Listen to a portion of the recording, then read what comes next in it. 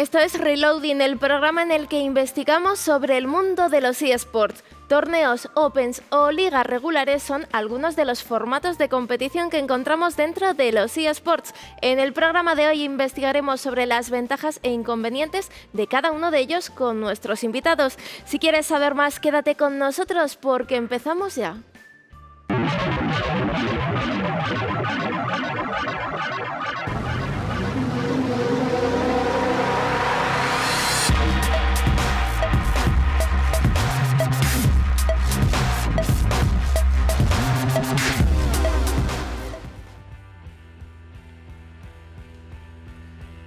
El panorama competitivo ha evolucionado mucho desde los torneos más pequeñitos hasta las ligas regulares y a día de hoy tenemos grandes competiciones, opens, torneos y todo tipo de formatos competitivos en los eSports.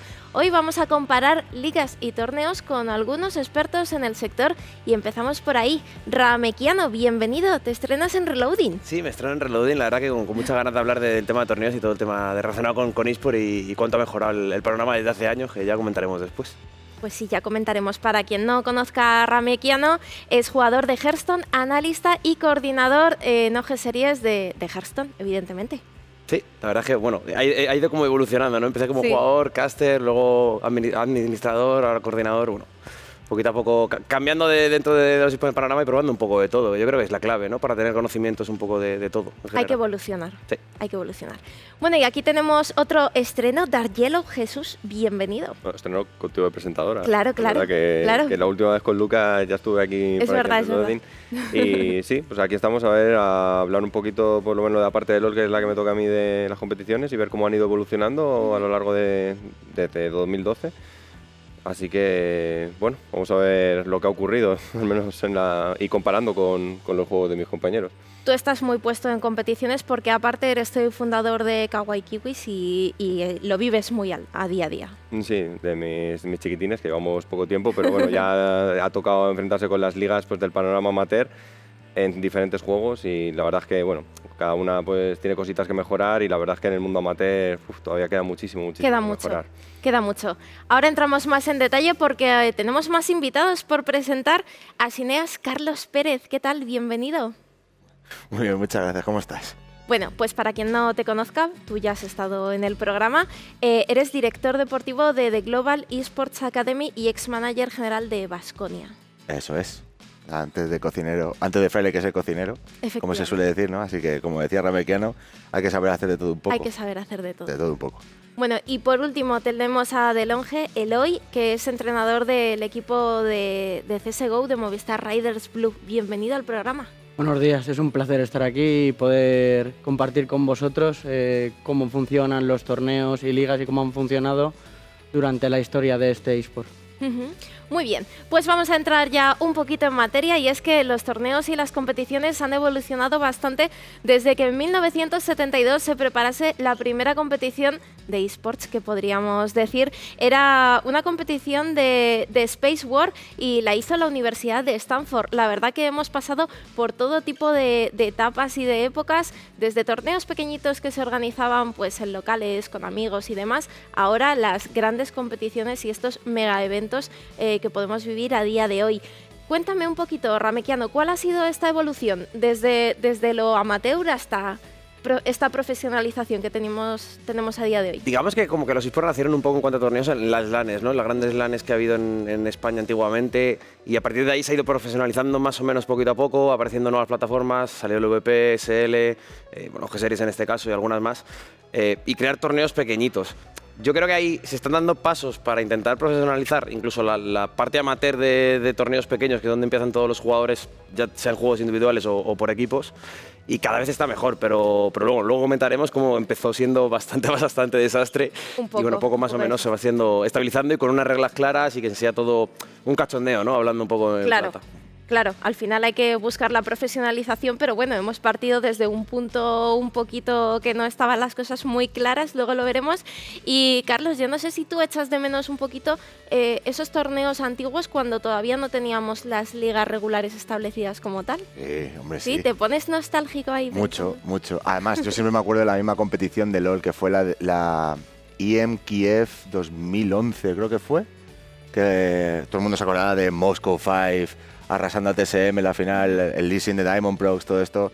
Y sí que, vamos, yo me acuerdo mucho y lo recuerdo con nostalgia, el hecho de este fin de semana no pienso salir de mi casa porque a saber cuándo será el siguiente y quiero verlo porque no hay más y lo vivía mucho más. Yo por lo menos lo vivía bastante más que una liga regular. Ahora como que lo tenemos un poco más normalizado el hecho de que podamos ver eSport todos los días, pero antes no había esa posibilidad, ¿no, Eloy?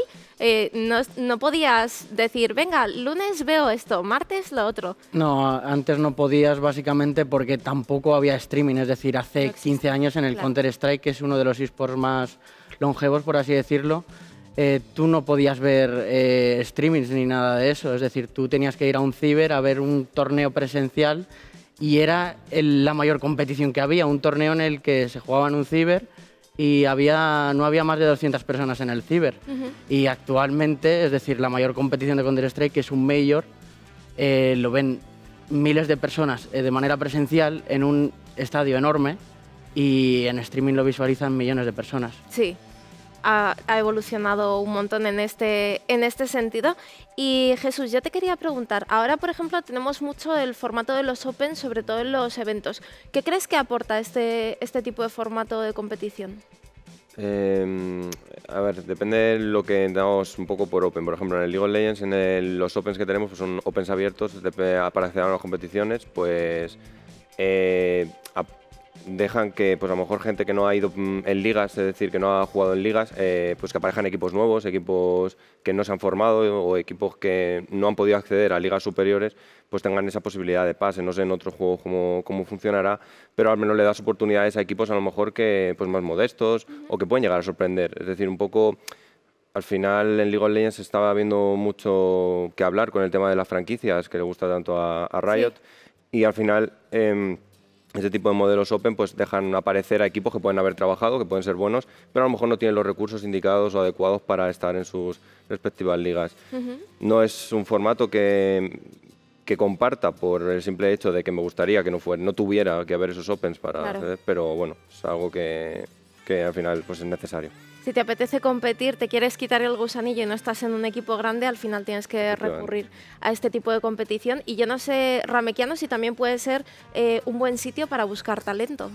Sí, es que al final, en las competiciones por equipos, como él comenta, los Open o los torneos pequeñitos, al final da acceso a, pues, por ejemplo, los equipos que no pueden estar en Superliga Orange, pues la liga de Cloud Gaming y ligas más pequeñitas, da acceso a tanto a los jugadores como a los equipos a intentar ganarse un nombre y una posición en la escena, ¿no?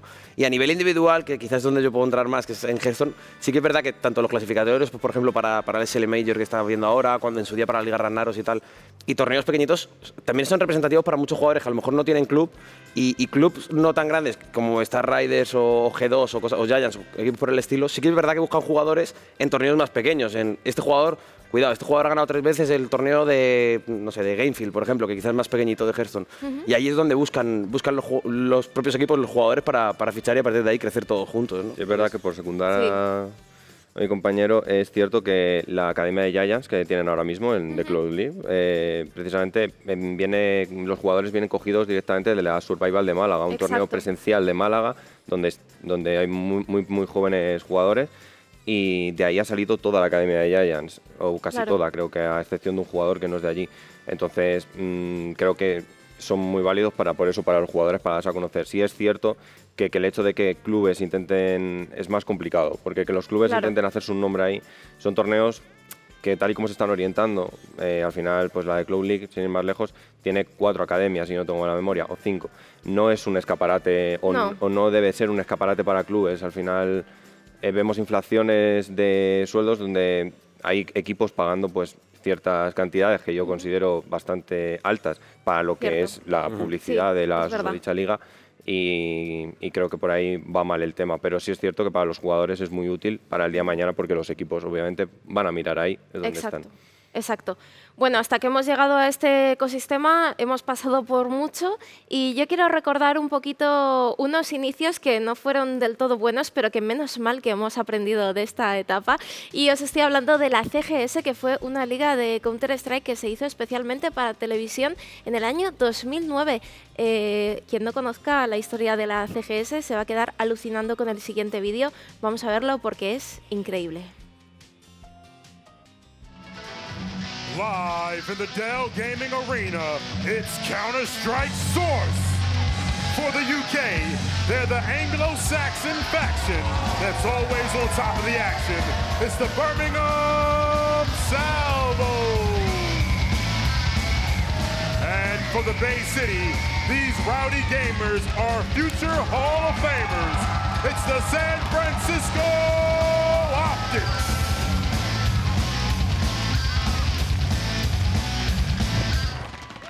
When we get on stage against Optics, we're going to destroy them. They're the worst North American team in the CGS. How would they ever expect to beat us? Good round, guys! When it comes down to it, we're just going to whoop their ass. Anything less than first place for us would be a disappointment. We believe we should win, and we will win. I'm looking for this to be a blowout. They've never played us officially in a CGS match, and we're going to show them what's what. One thing I have to say to the Salvos, I hope they got their bags packed, because we're sending them home, baby. Let's take a look at the Counter-Strike Source lineups brought to you by Alienware. Starting with the Birmingham Salvo, this 5-man squad consists of Mangia Capra, Pete, Rattlesnake, Wes. Bueno, pues ahí veíamos un trocito de este vídeo de la CGS con esa puesta en escena tan curiosa, ¿no? Como si fuese una especie de ring de combate, los jugadores pues un poco amenazando al equipo contrario y sobre todo esa actitud tan poco deportiva a la que nosotros pues ya que nos chirría un poco y como que no estamos muy acostumbrados, pero ojo que esto es el año 2009, Ramequiano, que no hace tanto de esto. Yo flipaba cuando no lo había visto y cuando lo estuve viendo el otro día, la verdad es que flipaba sobre todo con el lenguaje de los jugadores y con que lo publicitaran como si fuera la rebomba, que hablaran así. Sí, o sea, es como, es lo normal, pues no es lo normal. No sé, igual Eloy puede decir algo más porque conoce más de Counter-Strike y sí que es verdad que es el eSport más longevo de todos y que hicieran de Counter-Strike, no es una casualidad evidentemente en esa época, pero yo jugaba en Ciber a Counter-Strike, a lo mejor no competitivamente, pero sí con colegas y no he visto eso en mi vida. O sea, no sé. Ya. Claro, es que es una apuesta muy rara, la verdad, sobre todo el planteamiento con esas declaraciones polémicas. Bueno, se comentaba un poco ya. La gente empezó a investigar un poco a posteriori de esta liga y se vio que los jugadores pues cobraban un poquito más y hablaban mal del equipo rival. Había incluso casos de dopaje.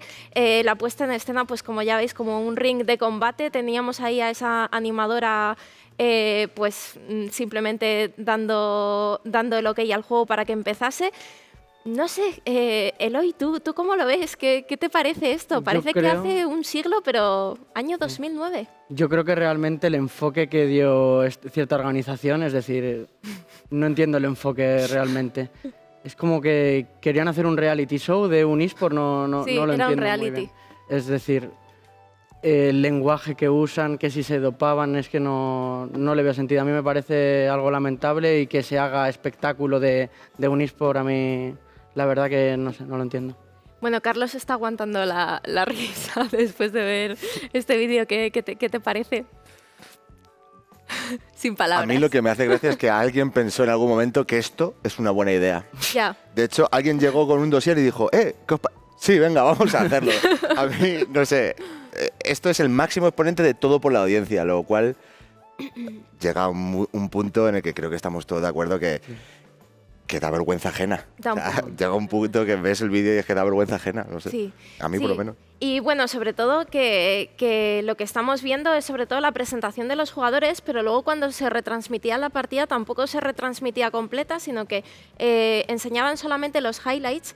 El lenguaje también estaba capado porque estaba un poco esta psicosis por el terrorismo, por los atentados pues eso, que venía de Estados Unidos y, por ejemplo, no se podía decir terrorista, contraterrorista, bomba, no podían aparecer imágenes en primera persona. lo cual es absurdo, ¿no? Porque el Counter es un juego en primera persona porque, claro, se veía el arma muy cerca y se veían las muertes muy cerca, entonces pues se narraba desde este punto de vista isométrico que bueno, Jesús, hemos mejorado un poquito, ¿no? Te echan las manos a la cabeza. Yo no... Me costó encontrarlo. En plan, tuve que dibujar CG. Yo cuando lo vi dije, creo que esto no es. En plan, yo lo vi y dije, esto no puede ser, esto no me lo ha mandado Lara para hablar de ello, esto no puede ser. Y yo lo vi, no le daba crédito. No le daba crédito a todo. Yo creo que cada cosa que toca la televisión la caga. Entonces... Bueno, nosotros ahora estamos en televisión y creo que... Entiéndeme, pero no ha sido cogido por un medio directamente para hacerlo un show. O sea, es decir, esto es no saber el concepto, no entender el concepto, ver que es eso, lo único que quieres es crear, en plan, bueno, pues llamar a la audiencia a que vea esto y malpiense de nuestro mundo. Claro. O sea, esto lo único que hace es una publicidad negativa. Y a la mujer la deja en una posición que pues bueno... Eso, entre otras cosas, fin. o sea, no sé, parece pues eso, lucha libre sin más. Sí. Entonces, no sé, eso a mí, personalmente a mí me es ofensivo porque nuestro mundo no es así. O sea, no que no sea así, sino que también implica unos valores. El hecho de que se insulten, el hecho de que se traten mal, eso no es lo que a mí me han estado enseñando desde que empecé en este mundillo, y lo que yo intento transmitir a mis jugadores y lo que se transmite y los valores con los que se crece en este mundillo. Claro. Es insultante, cuanto menos, que hagan lo que hicieron. Pero porque está claro que aquí pues es todo por la audiencia, todo por el reality show, y para nada lo consideran como un deporte. O sea, no tiene nada de aspecto deportivo esta cosa tan rara de la CGS que montaron. Bueno, pero vamos a pasar un poquito al siguiente tema, y es sobre todo la necesidad que se creó en un momento de pasar ya de los torneos puntuales a crear las ligas regulares. Eloy, ¿cómo crees que se dio este paso y por qué? ¿Por qué surgió esa necesidad? Se dio este paso, yo creo, en CSGO básicamente porque, en plan, se creó como los clubs, y la gente tenía la necesidad de ver a cierto club, en plan, y de seguir sus partidos y tal. Y en torneos quizás tú, en CS hace tiempo, tú no te enterabas de que Dignitas jugaba la Arbolet en Polonia, y las ligas pues como que dan más visibilidad a ese equipo, y realmente para el espectador es más fácil seguir una liga que un torneo. Carlos, pregunta complicada. ¿Qué crees que da más juego? ¿Una liga regular o un torneo? Un torneo. Así tal cual. Un torneo, yo creo clarísimo. Que sí. Sí, porque una liga regular es precisamente eso, regular, y lo puedes ver todas las semanas, claro. Pero un torneo puntual... Más espectacular. Pues sí, por poner el ejemplo de LOL, por ejemplo, sin ir más lejos. El MSI que se va a celebrar dentro de poco no es igual que la LCS para nada, porque claro. Aquí en Europa lo que todos estamos deseando ver es cómo Europa le parte la cara a Norteamérica, y ellos querrán ver lo mismo. Y es más diversidad, ver distintos estilos de juego, pero que no estamos inventando nada, como el mismo Mundial de Fútbol. Se está deseando que Brasil juegue contra un equipo europeo, lo típico, jugar distintos estilos de juego que se van a enfrentar y que estás deseando que gane tu región, sin más. Así tal cual. Pues sí, Ramequiano, y yo te quería preguntar, ¿por qué crees que hay esports que se han quedado un poco más anclados en los torneos, como por ejemplo el Dota, que no han querido dar tanto el paso a una liga regular? Bueno, yo creo que el Dota es como una excepción un poco extraña, porque tiene su propio mercado en China y esa zona, y creo que para ellos es suficiente con lo que hay allí. Tampoco ha querido moverse mucho más allí, y aún así siguen siendo el torneo con mayor prize pool. Y de hecho, si tú vas a los prize pool de jugadores en las páginas web de prize pool de históricos de jugadores, como que del top 50 hay 49 jugadores de Dota y Faker. O sea, es algo de ese palo, literalmente, lo cual es muy bruto en cuanto al earning ganado. Pero sí que es verdad que hay juegos que al final hay unos que han destacado más que otros, y sí que es verdad que los eSports hay un estancamiento en cuanto a... Es difícil que juegos que se parejan mucho, sean del mismo formato, desbanquen a otros, ¿no? Es como que difícil que haya un MOBA que desbanque al LoL en Europa o en Norteamérica, o sea, en Occidente en general, que haya un shooter que desbanque a Counter-Strike, igual que están apareciendo juegos de cartas, por ejemplo, y todo el mundo duda que haya alguno que desbanque al Hearthstone realmente, ya sea porque Blizzard lo hace muy bien en cuanto a promocionarse, aunque luego en cuanto a eSports no lo haga demasiado bien. o algo por el estilo. Bueno, vamos a ver cómo avanza todo, pero de momento como que hay juegos muy predefinidos que son los top y los demás tienen que intentar luchar, aunque sea para parecerse un poco. Sí, está claro que esa lucha está ahí, la vivimos todos los días. Y bueno, yo no sé si a nivel de jugadores, Jesús, les compensa más ir a un torneo, llevarse un prize pool mucho mayor que competir en una liga. Yo creo que son cosas distintas. Son cosas distintas. Claro. Es que es complejo, ¿no? Porque un torneo, pues un mal día lo puede tener cualquiera. Claro. Entonces, quedar muy mal por haberlo hecho en un partido mal, pues tampoco es bueno. Es mejor que se vea también una progresión. Y en una liga regular tú puedes ver la progresión que tiene un jugador, que eso es muy importante también y a tener en cuenta. ¿Qué ocurre, por ejemplo, pues si nos vamos al torneo que está jugando ahora mismo Movistar Riders, el European Masters? Hay un jugador que el otro día, pues un 10-1, se hizo una partida mílica. Todo el mundo habla de él, han llegado ahora. Se hizo muy buen partido, pues eso es verdad que destacas, ¿no? Te haces un muy buen partido y destacas si estás en un torneo. Pero sí es cierto que a Milica también hay que, a los expertos supongo, yo lo que me fijaría, también a Milica hay que verle una progresión, porque un día bueno o un torneo bueno lo puede tener cualquiera, pero luego en una progresión, en una liga regular, hay que ser regular, hay que estar siempre al 100% y eso se ve en una liga.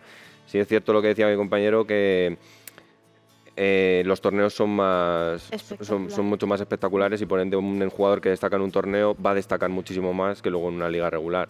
Supongo que si se mezclan ambas cosas, yo supongo que funciona mejor. Si un jugador rinde en liga regular y rinde en un torneo, pues lo tiene todo ganado. Tal cual. Carlos, ¿tú cómo lo ves? Es verdad que los torneos son más espectaculares, pero quizás a nivel de jugadores en una liga regular estén más limitados, pero por otra parte sí que tienen sus ventajas. Sí, hombre, sí, la liga regular siempre da más visibilidad a largo plazo. Es decir, un jugador, como en todo, hay jugadores de distinto tipo. Los hay, o equipos de distinto tipo, los hay más regulares y los hay más explosivos en un torneo de un KO. Tampoco es nuevo esto. Y sí que hay jugadores que cuando llega un torneo puntual sí que dicen, buah, lo que sea porque viene este otro equipo, vamos a pelearnos contra este otro, no sé qué, y creo que aquí lo vamos a dar absolutamente todo. Porque es como, lo ven como una oportunidad como de poder hacerse un nombre más grande o hacerse un nombre el que no sea tan famoso en ese momento. Y en la liga regular es más, pues eso, es regular, que perdemos esta semana, no pasa nada, porque la semana que viene volvemos a jugar y vamos a volver a intentar ganar. Así que yo creo que son cosas distintas, pero vamos, yo me sigo quedando con el torneo. Te sigues quedando con el torneo. Eloy, ¿y tú como entrenador, cómo ves el tema de los torneos a nivel de los jugadores? Porque al final, yo no sé si en un torneo pueden llegar a aprender más por el tema de enfrentarte a rivales diferentes y por jugar con esa presión de jugártelo todo a un día o un par de días. A ver, yo creo que es algo bastante complejo de llevar, porque si no están, por ejemplo, mis jugadores son algo inexpertos en ese sentido y yo creo que es algo muy difícil de llevar, en plan de que tienen que adquirir esa experiencia en torneos y saber trabajar bajo esa presión, ¿sabes? De tener que jugar 3 best of one contra equipos que no has jugado antes en presencial, ¿sabes? Y eso realmente es algo que tienes que mamarlo, ¿sabes? Que tienes que saber, tienes que tener experiencia en ese aspecto, porque es que si no, no vas a rendir igual que por ejemplo, en una liga online. En una liga online, pues puedes tener, como ha dicho el compañero, puedes empezar mal, pero puedes ver que el equipo va progresando y tal, pero en los torneos no estás acostumbrado a, en CSGO sobre todo, que juegas muchos partidos diarios y yo creo que eso es una presión extra, ¿sabes? Y realmente lo mismo no sabes con qué rival vas a jugar, ¿sabes? El siguiente partido, porque pierdes o ganas y ni siquiera sabes el mapa y te lo tienes que preparar todo deprisa y corriendo. Vas con mucha más presión al final a un torneo y eso puede ser beneficioso porque sales enchufadísimo o te puede llegar a venir abajo un poquito. Claro. A mí me parece interesante también el formato de torneos de BIOC, de Bring Your Own Computer, que bueno, son clasificatorios que se juegan de forma presencial, en el que conoces a tus rivales en ese momento en el que estás ahí con tu PC clasificándote y bueno, tipo la DreamHack, Copenhagen Games, también puedes ver una progresión como mucho más rápida en ese momento porque vas escalando puestos de una forma mucho más rápida. Ramequiano, ¿qué opinas tú de este tipo de formatos? A mí me pilla de cerca porque la temporada pasada Blizzard estableció un tipo de... o sea, estableció unos criterios por los cuales desaparecieron ciertos torneos invitacionales e historias en Hearthstone porque los que otorgaban puntos eran los que daban abierto a todo el público, etcétera, etcétera. Las DreamHack todas eran formato bio, que en Hearthstone tenías que llevar tu ordenador, claro, jugar allí y con formato suizo y tal. Creo que el formato suizo, aparte de, junto con el bio, que es lo más atractivo que hay, al menos a nivel individual, creo que es lo mejor. También es verdad que a nivel individual es mucho más fácil de hacer que en torneos por equipos. Pero creo que al final, de cara al público, al final es todo un tema, es como todo va conectado. Los patrocinios quieren que haya muchos viewers, el público le gusta mucho más cuando se están jugando el todo por el todo, y entonces claro, a lo mejor del suizo no se ve tanto, y cuando llega el último día, que es el top 16 o el top 8, es cuando mucho más impacto tienen viewers y es cuando realmente por lo que apostan los patrocinadores y por lo que apuestan los equipos luego a la hora de fichar jugadores, ¿no? Los que les han visto en el top 16. A mí que te hayan visto en el primer partido del suizo, que no lo ve nadie a las 10 de la mañana, pues probablemente tampoco aporta demasiado, ¿no? Claro, claro. Bueno, pues yo, Eloy, te quería preguntar también, ¿hasta qué punto crees que puede crecer un equipo que solamente juegue una liga nacional, o sea, una liga regular nacional? Porque, bueno, ahora en el caso de SL sí que tiene ascenso a la Mountain Dew League, pero antes no era así. El hecho de competir siempre contra los mismos, ¿tú crees que los jugadores pueden quedarse un poco estancados?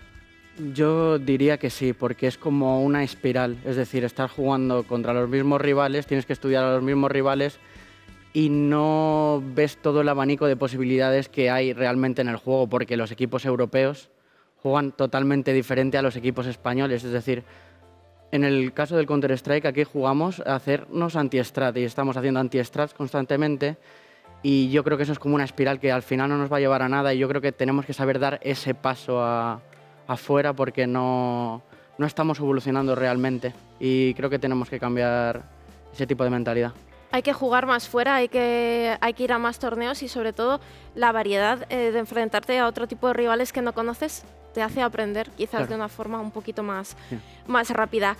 Carlos, ¿hasta qué punto el nivel de un equipo grande puede desvirtuar un poco una liga regular, la competición? Pues, por ejemplo, por ponerte un ejemplo, Fnatic pues es un equipo que en temporada regular están como un poco acomodados, asentados, y en playoffs lo dan todo. ¿Puede llegar a desvirtuar esto un poquito la competición, este tipo de prácticas de equipos grandes? No sé si desvirtuar como tal, porque cada equipo tiene su estilo. Sí. Vuelvo a lo mismo, lo que decíamos antes, que hay equipos que la liga regular es como... Claro. Qué aburrimiento. Ya, pero es que esa actitud al final se acaba transmitiendo. De hecho, sí. Bueno, pero claro, a ellos, por ejemplo, les funciona. No sé si llega al punto de que llegan a playoffs y dicen, por fin, el más mínimo error, nos vamos a la calle, entonces tengo que darlo todo aquí y no puedo perder la concentración ni un solo segundo. Pues ese es su fuerte y eso así juegan ellos. Sin embargo, en Norteamérica este año, yo voy a hablar del LoL así más o menos. Tú habla del LoL. Que, por ejemplo, Team Liquid sí que ha sido un equipo regular de principio a fin, regular. Por ejemplo, sí. Entonces, cada equipo pues tiene sus fuertes y sus ventajas y sus desventajas. El caso que tú me pones el de Fnatic es un estilo que, bueno, que es un estilo, sí. A alguien le puede gustar más, a otras personas menos, pero sí que es verdad que hay un poco esa actitud a veces, Jesús. A ver, Fnatic creo que ha quedado primero del split, si no tengo yo buena memoria. Sí es cierto que hay equipos que yo no creo que se lo tomen diferente, no creo que estén los jugadores, creo que hay equipos que están más preparados y da la sensación luego de que están más motivados, pero no es que están más preparados. Es decir, en los playoffs al final es un bot 5, son un bot 3. Los equipos de esta guisa, véase Fnatic, véase G2, están bastante más preparados y tienen bastante más infraestructura y bastante más experiencia para preparar este tipo de playoffs que los que son más chiquititos. Es decir, en un bot 1, que para mí premia el espectáculo y no lo quitarían nunca, un equipo como Unicorns Love, que ha quedado último, te puede pegar una sorpresa, pero en un bot 5 es casi imposible que te dé una sorpresa. Pero sí es cierto que si un equipo, si se diera el caso de que un equipo no se tomara en serio la fase regular y se tomara en serio los playoffs, creo que haría muchísimo daño a la competición. Pero gracias a Dios creo que eso no pasa. En o sea, creo que no pasa en exceso, y si ocurre, de luego lo esconden muy bien. Sí. No, está claro que lo esconden bastante bien.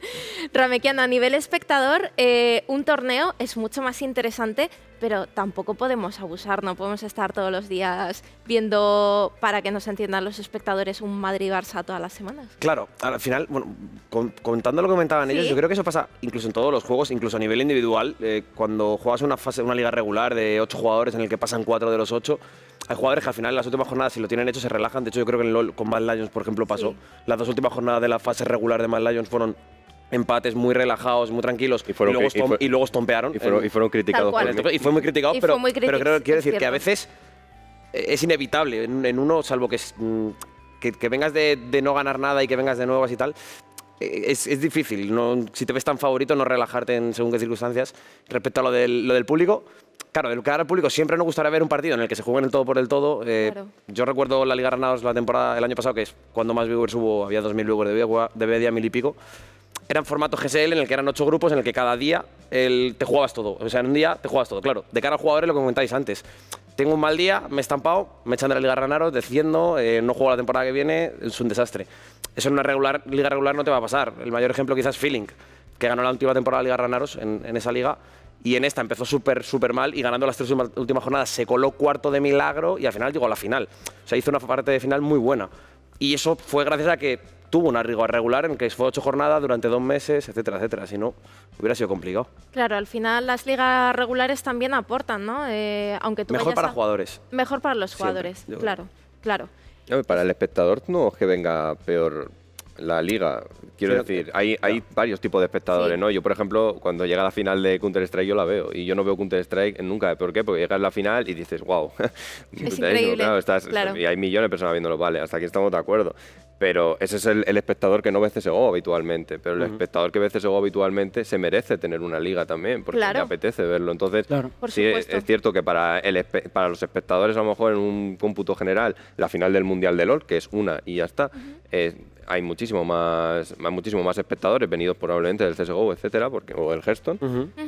Pero en liga regular, una persona como yo, que quiero ver LoL, pues me apetece verlo. Ahora mismo yo pues, no tengo LoL. Lo único que puedo ver es... ¿Qué hago? Claro, ¿qué hago? No puedo hacer nada, pues tendré que trabajar. Pues nada, pues no podemos hacer nada. Pues entonces eso, creo que hay que darle a todos los espectadores. Y los juegos que tengan el suficiente nivel de espectadores como para hacer una liga regular que sea interesante a nivel espectadores, debe hacerla. Me parece que el League of Legends es el mejor. ¿No te da la impresión de cara a espectador habitual del juego, por ejemplo yo en el Hearthstone o tú en el LoL o en el Counter-Strike? Es como, yo lo asocio un poco al fútbol. Sí que es verdad que al final hay segunda división, tercera división, pero realmente la que tiene impacto en cuanto a cada semana se ve es la primera división. La primera división. Entonces, a mí me da la impresión de que el hecho de que haya varias ligas, que yo me alegro mogollón porque da oportunidad a muchísimas más jugadores, obviamente, hace que al final haya menos viewers en todas. Porque a unos les gustan más unas, a otros les gustan más otras. No, y aparte no es asequible para el espectador el tema de seguir 6 ligas regulares, a no ser que te dediques a solamente ver ligas regulares en tu vida y no trabajes ni duermas ni hagas otra cosa más, pues en ese caso yo creo que sí es asequible, pero creo que es una manera también de que evolucione. Claro, es decir, es necesario. El hecho de que haya varias ligas, pues no solamente por los jugadores, sino porque al final como que todo el mundo quiere aspirar a la LCS, pero yo cuando era jugador hace, yo que sé, ya años, cuando era jugador, pues al final lo que sueñas es con llegar al LCS, pero necesitas un sitio también donde poder prepararte para eso. Y pues una liga de academias o una segunda división, como había antes en SLO2, pues eso motiva a los jugadores a estar ahí. Pero sí es cierto que las ligas deberían intentar coordinarse un poquito para no coincidir entre ellas, es decir, que no tengan los mismos horarios, pero bueno, eso ya se lo dejo a las ligas entre ellas. Sí, ya que se lo vayan gestionando un poco. Eloy, lo que hablábamos un poquito antes, claro, el hecho de seguir varias ligas nacionales es un poco difícil a nivel del espectador porque requiere de mucho tiempo, y sí que es verdad que en los torneos hay mayores picos de audiencia, pues por ejemplo en el CSGO a lo mejor Jesús puede venir y ver una final de CSGO, pero ¿tú crees que las ligas regulares ayudan a educar al espectador un poco, a darle esos horarios, a fidelizar un poco más a la audiencia? Yo diría que sí, ya que ves partidos en plan diariamente, sabes cuándo va a ser el partido, está todo planificado y realmente simplemente tienes que sentarte y ver el partido porque sabes que tu equipo va a jugar a las 7:30, ¿sabes? Y en un torneo, por ejemplo, eso tú no lo tienes, ¿sabes? Tú a las 10:30 sabes que va a empezar el torneo y a lo mejor no empieza hasta las 12:30 porque ha pasado tal o porque a no sé quién se le ha caído la conexión o algo. Y en las ligas está todo como más organizado, está más planificado y a la hora de enganchar más al espectador, yo creo que una liga es más atractiva que un torneo. Sí es verdad que los torneos tienen más picos de espectadores porque quizá están organizados de manera espectacular, en plan las luces, que sin los efectos, etcétera. Pero yo creo que las ligas ayudan como a formar, ¿sabes? En plan al espectador y a entender el juego, sobre todo en España. Sí, estoy de acuerdo. Carlos, ¿y también ayudan al espectador a que vaya con su equipo a hacer hinchas ahí o no? Depende de qué equipo. Hay algunos equipos que la audiencia que tienen es inamovible. Es inamovible. Hay gente como Origen o como TSM, aunque TSM era más por el meme y eso, que van a estar con ese equipo para siempre. Sí que yo creo que en el mundo de los eSports sí que falta un poquito más eso, el hecho de ser de un equipo y apoyar a ese equipo. Aquí sí que es más... Aún es más por jugador. Me gusta este jugador, sigo este equipo por este jugador. Es muy personalista todavía. Sí, y yo creo que, vamos, que yo por lo que veo sigue siendo así. Apoyo. Y luego, yo me acuerdo de alguna final que hubo me acuerdo, creo que fue Fnatic contra Wall cuando jugaron en Vista Alegre, aquí en Madrid, que todo el mundo... Eso fue increíble. Sí, yo estuve allí, iba todo el mundo con Wall, ganó Fnatic y todo el mundo iba con Fnatic. Sí. Que era automático, además que lo veías de principio a fin, cómo iba todo el mundo cambiando a medida que iban mirando a la grada. Y yo empecé con Wall y acabé con Wall, ¿eh? Sí, bueno. Bien, tú te mantuviste en tus 13. Tienes honor, no te creas que el nombre de los míos, de mi club, viene por ahí también un poquito. Es muy clave lo que dice Xinea, es que en cuanto a el efecto fanboy, que quizás es como se conocen los eSports, fanboy o fangirl, va mucho más a jugadores que a equipos. Sí que es verdad que a nivel internacional igual no tanto. Da igual quién juegue en Fnatic, da igual quién juegue en TSM, lo que dice que la gente va con ellos, da igual quién juegue en SKT, que la gente está con SKT. Pero sí que es verdad que a nivel nacional pasa mucho, ¿no? En su día yo me acuerdo mucho que el que era fan de Pepi, Pepi se va de Giants a no sé dónde, de ahí a Baskonia, de ahí a Asus, de ahí... Y todo el mundo iba con Pepi, da igual el equipo en el que estuviese, ¿no? Y en ese sentido sí que es verdad que pasa bastante en los eSports, al menos por equipos pasa muchísimo, que la gente va con un jugador y no con el equipo, y quizás es lo que más hay que intentar fidelizar por el equipo. Y a lo mejor, por ejemplo, en Counter-Strike que hay cambios cada 2x3 y en la escena nacional además ha habido muchísimo, aunque cada vez hay equipos que se intentan asentar un poco más, como KPI, como Star, etcétera.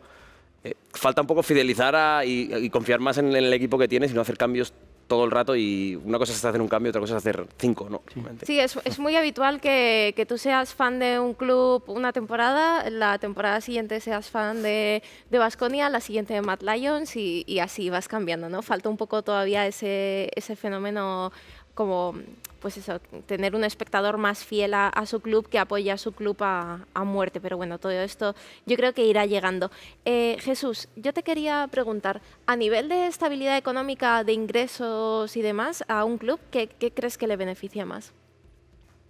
Yo, desde mi humilde conocimiento, diría que una liga. Una liga. Por el simple hecho de que estamos un poco en lo de siempre, ¿no? Un patrocinador, cuando está patrocinando a un club, corre el riesgo de que le eliminen en primera ronda. Es decir, y eso es así. A mí cuando me llegaban equipos de Call of Duty para ir a Birmingham, a que, no sé, el torneo este que se estaba haciendo en Birmingham de Call of Duty. Cuando me decían que si les podíamos pagar XXX, yo siempre les decía lo mismo. Dice, pero es que es un torneo, es que si os eliminan en primera ronda, mi nombre no se va a ver en ninguna parte y me he gastado un dineral para nada. Entonces es verdad que tú te puedes jugar, pues a lo mejor en CSGO, pues tú puedes poner, pues para G2, pues perfecto, a equipos que vayan a llegar alto que se les va a ver. Pero en una liga regular, tu equipo puede quedar último, perfecto, pero si le está patrocinando, ya vas a estar ahí, ¿vale? Vas a ser el último. No sé si te va a gustar la imagen de ser último como patrocinador, pero vas a estar saliendo todos los días, vas a estar luchando contra los mejores, que a su vez tienen más espectador. Es decir, es como una bola. Entonces, el riesgo en este caso, creo que para los patrocinadores no gusta. Es más, se está viendo que la excusa de Riot Games para franquiciar, entre otras cosas, es esto. Estos son los patrocinadores. Sí. Es decir, que poder asegurar a los clubes que no van a descender y por ende que los patrocinadores estén más a salvo. Exacto. Bueno, también es un poco un riesgo económico el hecho de ir a un torneo para un club, porque claro, al final tienes que pagar desplazamientos, dietas, porque muchas veces o sea, eso lo tiene que costear el club. Eloy, ¿cómo se hace para elegir el torneo más óptimo al que ir? Porque al final no te puedes apuntar a todos. A ver, realmente aquí en España, en CSGO, pocos torneos hay pocos, sí, ¿no? en los que tú puedas decir vamos a ir a este torneo y vamos a hacer un planning y en España no se puede hacer, es decir, tienes que intentar ir fuera, ir a Copenhagen Games, ir a la Games Assembly, porque aquí realmente no hay nada. Y yo creo que actualmente con el nivel de los jugadores de CSGO en España es inviable ir a un torneo de esos a jugar contra equipos tier 2, tier 3 europeos. Es un poco un suicidio, ¿no? Sí, es un poco como que te cavas tu propia tumba, ¿sabes? Porque no juegas realmente contra equipos europeos y no sabes realmente cómo juegan y estás acostumbrado al estilo de cómo juegan en España y es algo muy jodido, la verdad. Sí, la verdad que es complicado. Y Carlos, bueno, un poco las ventajas que ofrece la liga regular ya las tenemos un poco claras, pero un torneo a lo mejor puede ser un sitio muy atractivo para invertir para un patrocinador, porque al final las cifras de audiencia las consigues. ¿Pero invertir en el equipo o invertir en el torneo? En el torneo, en el torneo. Ah, sí, por supuesto. Vamos, yo creo que no tiene color. Te sale a cuenta. Yo creo que no tiene color ninguno, vamos. Yo no me lo pensaría. Si fuera... Bueno, de hecho, hay muchos patrocinadores que ves en torneos que no ves en ligas. Exacto. Porque dicen, buah, en el torneo lo doy todo aquí, ves las audiencias que tienen los torneos. Dota, que cuando hay un torneo gordo de Dota, las audiencias son abismales. En Counter-Strike, me acuerdo el último Major que ganó Virtus Pro, que fue una audiencia, no sé, es que fue abismal. Y luego los torneos de LoL, como el Mundial o el MSI que va a haber ahora, que también son súper grandes. Entonces sí que yo, si soy un patrocinador, sí que me interesa que lo vea la mayor cantidad de gente, como decía Jesús, y que no va a pagar... O sea, si pagas el torneo sabes que te va a ver todo el mundo de principio a fin. Entonces yo lo tendría claro. Al final yo creo que los torneos son un buen reclamo para patrocinadores, para que vayan entrando un poco en el ecosistema de los esports, que esto vaya creciendo poco a poco. Y yo no sé, Jesús, si precisamente por este motivo es por el que ha habido un repunte en los últimos años de tantos torneos que estamos viviendo. Es que prácticamente todas las semanas hay algo. Es posible que sea, por eso al final, por ejemplo, en LoL, en la parte nórdica, hay un torneo de 150.000 euros. Es una verdadera barbaridad. O sea, y se lo llevaron pues 5 jugadores, pues esto, en plan que no están en la LCS, que están ahí como en un limbo, y van pues 30.000 euros para cada uno, pues para uno para casa. Pues es que hay muchísimos torneos de esta índole y es que es eso, o sea, es muchísimo más rentable. Y en este lado, como pinta de club, en plan, como punto de vista de club, esto no me gusta, pero me pone triste, como quien dice, porque es muchísimo más fácil conseguir un patrocinador para una liga, porque se llama Rocket League, por poner un juego en el que no ha estado ni ninguno parece. Rocket League, metes un gol, metes ahí entre gol y gol, que hay 20, no sé, 10 goles por partido, entre gol y gol metes ahí a un anuncio de tu patrocinador. Guau, te lo comes con patatas. Te lo comes como un señor y ya está. Pero es eso, pero estás jugando un equipo y tú cómo ves al patrocinador de ese equipo, que te tienes que ir al Twitter, te tienes que ir al tal, tienes que ir al Pascual, dices, pues es muchísimo más fácil montar ir a Telepisa y decirle, oye, mira, voy a montar un torneo. Vas a estar, vamos, hasta las columnas... Hasta en la sopa. Vas a estar hasta en la sopa. En todas partes. Damos lo que tú quieras, lo que tú quieras y ya está. Y tú me tienes que dar este X dinero. Y para adelante. En un club pues es todo más complicado. Es más complicado.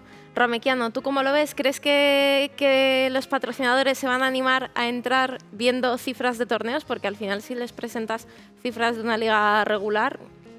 Uy... Yo que he tenido la oportunidad de trabajar montando torneos con la empresa y hablar con patrocinadores de, oye, necesito un patrocinador para este torneo y tal. Y sí es verdad que es, para todos los patrocinadores, es lo que comentáis, mucho más atractivo un torneo que una liga, por el hecho de que probablemente la empresa que está organizando el torneo o la liga te va a pedir menos para un torneo que para una liga de 4 meses. Tal cual.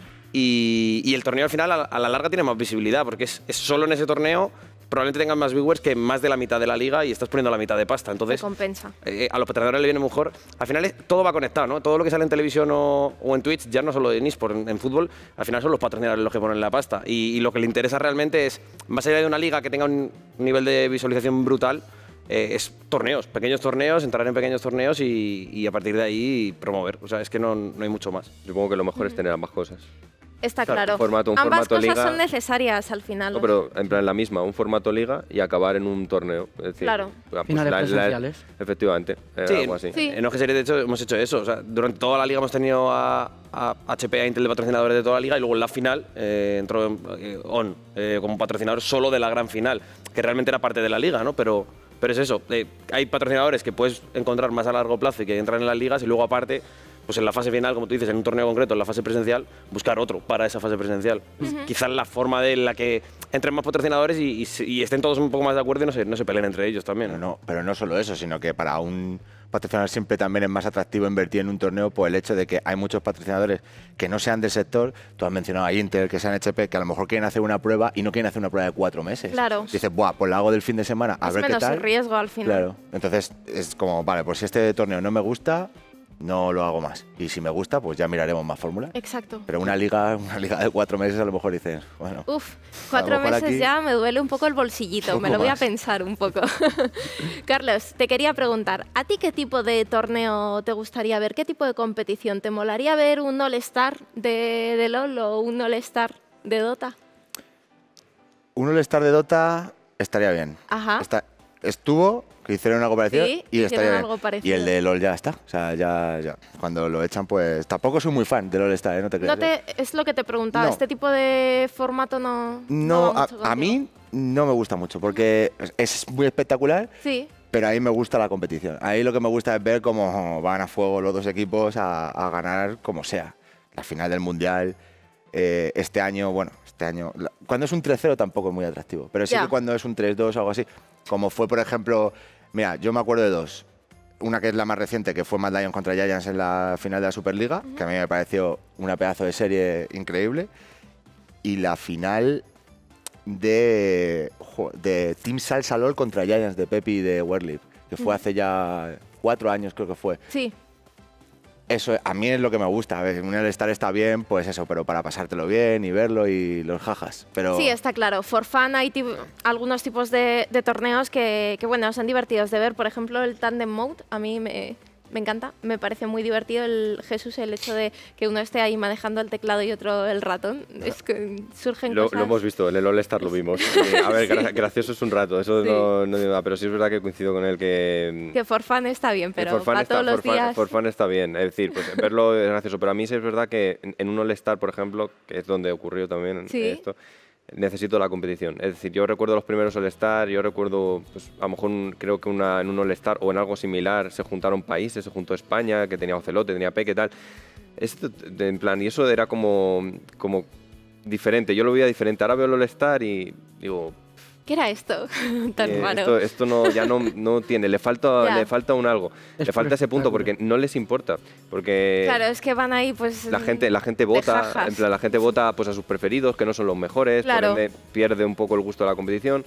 Y al final, pues la gente va allí a pasar un poco el rato. trago y el rato y ya está. Y lo que yo sí veo bueno del All-Star es que acercan a la gente sus ídolos. Es decir, que cuando van de una ciudad a otra, eso sí que es lo bonito para mi gusto. Cuando lo hicieron en Barcelona o en cualquier otro lado, eso es lo bonito. Luego, a la hora de verlo, es menos espectacular. Claro, pero ¿qué aporta? Y esto es el otro punto. ¿Qué aporta esto a los jugadores? Aparte de hacer... A los jugadores no aporta mucho. Yo creo que eso es más pues for fun para el Claro, espectador. yo me imagino a Faker viniéndose de Corea a Barcelona que estará Para jugar solo con el ratón. Estará encantado, pero no hay motivación, una motivación competitiva ni nada. Claro. Y a mí eso, yo creo que los jugadores que se dedican competitivamente a esto, yo creo que no están... Yo me tiro un triple porque no los conozco. Yo diría que muy motivado yo no estaría. Sí. Ya. Yo no estaría. ¿Tú cómo lo ves, Eloy? Yo lo veo como que el formato All-Star es como más individual. En plan, piensas en el individuo y no es... A mí no me parece atractivo en CSGO porque es como... CSGO es un juego muy de equipo. Y, por ejemplo, a ver, estaría bien un Team Fallen contra Team Olof, ¿sabes? En Norteamérica contra Europa, pero es puro espectáculo, no es CSGO, ¿sabes? Es que sale un tío, empieza a pegar balas, pin, pin, pin y ya está. No ves lo que realmente es el CSGO, ¿sabes? Que el CSGO tiene mucho más detrás, que es el trabajo en equipo, la filosofía del equipo, ¿sabes? Y yo creo que es más espectáculo, rollo... para los fans, ¿sabes? Es como... Sí. Está orientado más a los fans y no... A mí realmente no me gusta ese formato porque soy más de ver CSGO en equipo y me encanta mucho. Y de pura competición, Sí, no tanto exacto. este rollo de Sí. jajas. Bueno, pues lo tenemos que dejar aquí. Qué rápido se ha pasado. Ramequiano, te invito a que vengas a otro programita. Encantado de venir por aquí, la verdad es que es un programa muy interesante, o sea, que me encanta escuchar sobre todo muchas cosas de que a lo mejor yo no tenía tan controladas de otros juegos y opiniones que seguramente a mí también me van a ayudar de cara al futuro, o sea, que muchas gracias por invitarme. Nada, esta es tu casa cuando quieras. Jesús, lo mismo te digo, ven cuando quieras a Reloading. Que... Cuando tengo los MD abiertos, cuando quieras. Venga, muy bien, perfecto. Si no estoy por aquí, así que cuando me quieras, yo estoy disponible. Muy bien, muy bien. Carlos, lo mismo te digo, muchas gracias por venir. A ti por invitarme. Y Eloy, muchas gracias por venir a Reloading. Es un placer y es enriquecedor escuchar tantas cosas de juegos que realmente no tienes conocimientos. Bueno, pues esa era la intención de este programa de Reloading y ya sabéis que si tenéis cualquier duda nos podéis consultar con el hashtag Reloading. Estamos en redes sociales porque esto es una producción de Movistar Riders. Nos podéis ver en Twitch, en YouTube, en nuestros canales de Twitter, en Instagram, en Facebook y sobre todo en el dial 60 de Movistar Plus, el canal Movistar eSports, los viernes a las 10 de la noche y posteriores redifusiones. Y como siempre os digo, sed buenos, dadle al vicio y hasta luego.